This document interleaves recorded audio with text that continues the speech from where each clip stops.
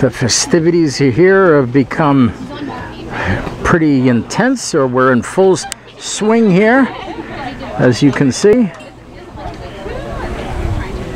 I'm speaking to you from the newly finished deck.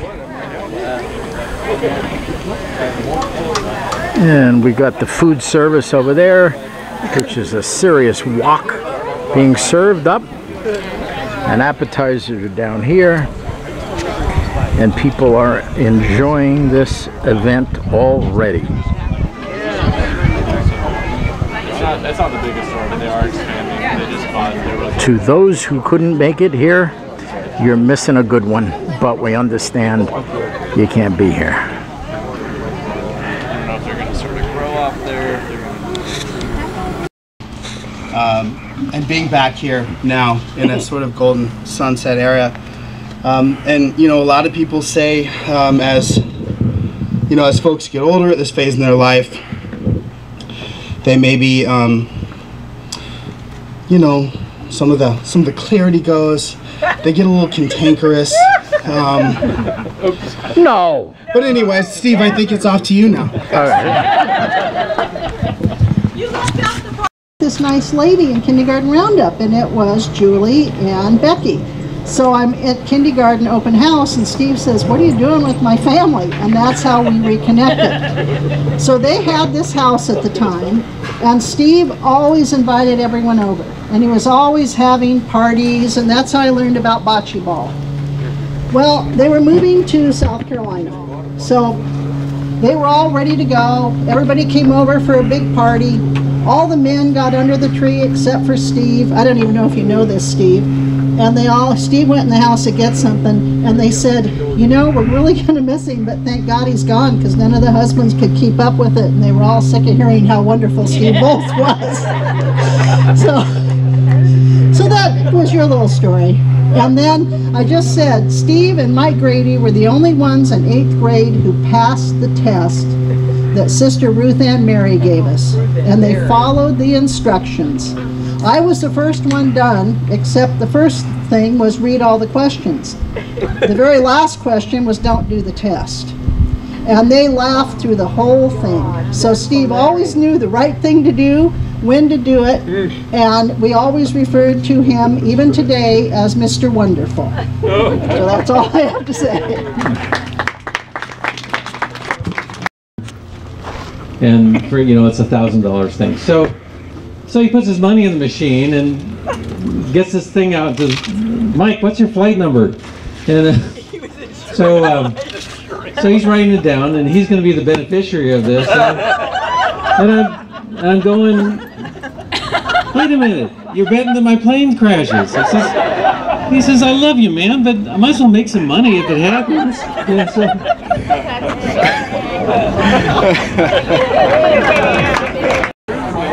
We're taking an alcohol break here between the festivities. Oddly enough, we're taking an alcohol break at Steve's house. I know it seems so strange. And the cooking is being done by a professional. Let's take a look at this. Look at that. Whoa, holy mackerel, mother of God. Look at that. I don't think I've ever seen anything quite like this. Yeah, right on. Oh, that's great. That's fantastic. Okay. That is, and this is a paella. Yeah. It certainly is. Yeah. It's gorgeous. Full community you have, and teaching me about fun, and always serving me a very good. I am emotional, but I also got sunscreen in my eye, so there will be tears as well. But my eye is sweating very badly. But I just always toast you. I was talking earlier with his friend, and we're more the toasters as opposed to the roasters. But I'm sorry I can't roast you too bad, but I will roast your gun, because that kind of scary. And what it was like to grow up with Dad. Young life was super fun and awesome. He had his big lazy boy chair. It was my chair, and Well, where's Matt Blackmore? No, you're fine. I'm actually going to use that umbrella. Steve, can I have that umbrella? Well, I was thinking it might interfere with, it was interfering with it or something. Sorry. So he had my chair, which is his big lazy boy chair, and we'd race to it. When he came home from work, I'd yell, "It's my chair," and I'd run in the chair and sit in it, you know, and then my chair, and it's my chair, and he'd tickle me off of it, and it was those kind of things in childhood. I was always so excited for you to get home, and when you go on trips, we decorate the whole house because we were so excited to see. Super fun, loving father, and a great house to grow up in with that small childhood. Then we transitioned into the teenage years where it was a little more awkward to be a child in the Bowles family. and they had told me that I could go on my first date when I turned 16, and so a guy asked me out for my 16th birthday, and he showed up with a dozen roses and a little gold necklace, and we were literally going to go to dinner and then to a church youth group activity, and my dad took one look at him, and he happened to be a year older, and all my friends were there, of course, from high school, and one of my best friends at the time was a guy, and he was dressed as a cheerleader and had water balloons in his top. And you were very interested in this young man. Yeah, he might have been a little interested in me, but there was nothing going on between us at all. And Dad throws his arm around Jeff's shoulder and starts playing with one of the balloons in front of all of my friends. And Jeff is very uncomfortable. And he goes, "Do you like the way this feels?" And Jeff goes, "No, sir." And he goes, "Good, I'd like you to remember that." And then he stops and looks at all the guys in the room. "I'd like all of you to remember this and never do this to my daughter." So childhood was epically wonderful. In the teenage years, I had to overcome a few things through, and I know. But that was great. So I'll just pop up every once in a while and share a few little stories like that. But that's how I wanted to start it. So. On there, and we'd camp. I thought, okay, little Boy Scout training, that should be all right. I should be able to handle that. Steve, at that time, these were the early years. So they decided, okay, we'll stop and we'll get a chicken and we'll have it for dinner. And by the time we got the chicken and got the appropriate things to wash the chicken down with, we went to the campsite and we built a fire, kind of, and we cooked the chicken. Well, I looked at the chicken and I looked at how much fun they were having with it. This, like I said, this is the early days. He's gotten much better. Okay, that thing quite pumped up. But we took it down to the river, and two girls got on the side, and Steve got in the back. And I know that area because I was born and raised in Spokane. I'm kind of nervous about this whole thing. And so I'm looking at it as Steve gets in the back, and the center of the ballast shifts a bit. And no offense, it was the early years, but he's still a hefty guy.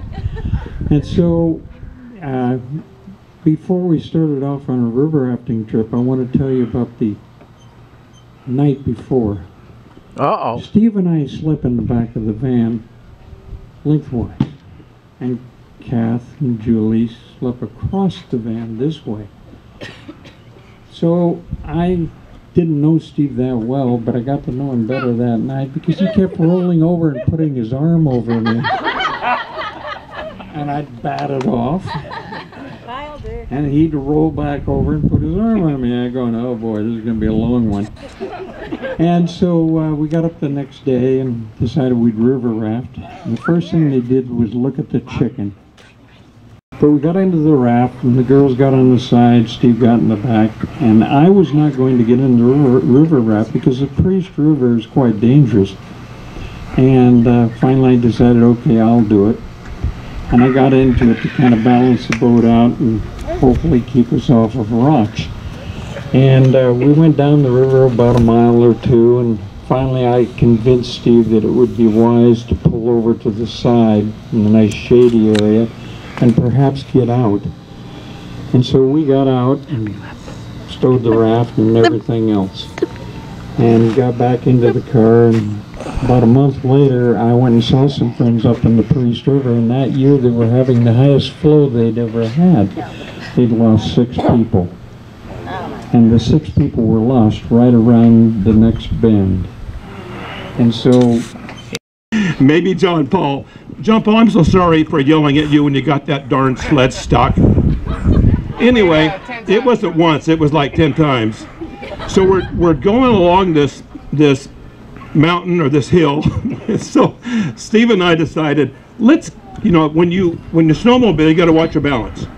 So we go up the hill like this, and when you do that, you shift your weight to the, you know, the opposite side, so the sled won't roll.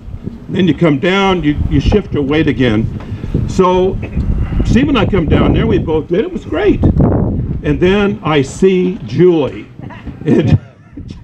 And then instead of shifting her weight, she sits on the thing like it's no big deal. And of course that sled rolled like 3 times down this hill. And I'm thinking, oh my God, I hope she's not hurt. I think Steve, I looked at Steve and I go, my God, Steve, did you see that? And Steve goes, and Julie, instead of being hurt or even grouchy, Julie comes off the snow and she is smiling like, this is really fun. I don't know what happened to the sled, Steve, but... Cracked the windshield. Cracked the windshield, that's right. I was upset. You guys were laughing at me for being upset. Yeah, that's right. But I was watching Jimmy, that's why I tried it. I figured... What a woman. What a woman.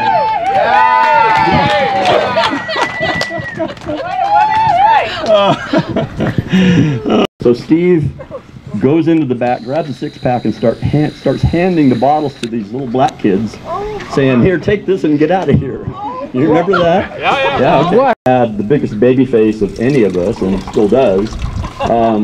He comes over to me and Tommy one day and says, "Hey, I got into a tavern. They think I'm 21, and I can get you guys in." So he gets us into this place. It's on Northeast Sandy. We're living in Lake Oswego. But heck, you know, if we got to drive that far, that's fine. So we get in there, and the place is named Happy Land, and it's run by this really great old couple, Roy, and I think her name was Fran, or I don't remember. Anyway, it was just pretty amazing that we were getting into this tavern, and they never did ask us why we came all the way from Lake Oswego to drink beer there. You know, it was kind of weird. But we'd buy everything there. We'd buy cases of beer when we were going on an outing or camping or whatever. And so anyway, those are just kind of a few of my favorite memories of the time that we learned how to drink in high school. We're headed up to Mount Hood, and this is when the old highway went through Brightwood. Now they have a big bypass in that area, and you don't see the old twisty roads. We're cruising along about, I don't know, 60, 65 miles an hour, I guess, and a 200-pound mule deer just jumped right in front of the car, just from nowhere. No warning, just. We take out a whole bunch of greenery. We ruin the forest. And we finally ricochet off one tree, and it starts spinning. We slowed down a little bit, and then we roll a couple times, and we end up, the car is laying on the passenger side. I remember looking down and saying, "Steve, you okay?" "Well, I think so." You know, it was a little bit tough to get out of the car because I had to push the door up to climb out. Neither one of us were hurt, really. I pushed the door up, I climbed out, and I'm holding the door so Steve can get out, and I slip on the snow and drop the door on his head. You know, so we're big skiers. You know, yeah, we almost got to Mount Hood. As I remember, we learned to ski in our street shoes that we strapped on the skis. Oh yeah. Walk up the hill and then slide down. Yeah. It's like interminable too.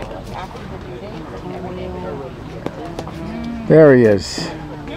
We're having a good time, aren't we? It sounds like a floating rolled out to Lake Oswego. You know that you're about to be like, wow, something really shitty is going to happen.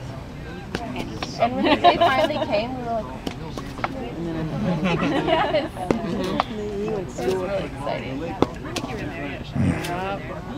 Well, Julie and Rob, my husband, and I went to grade school together. And then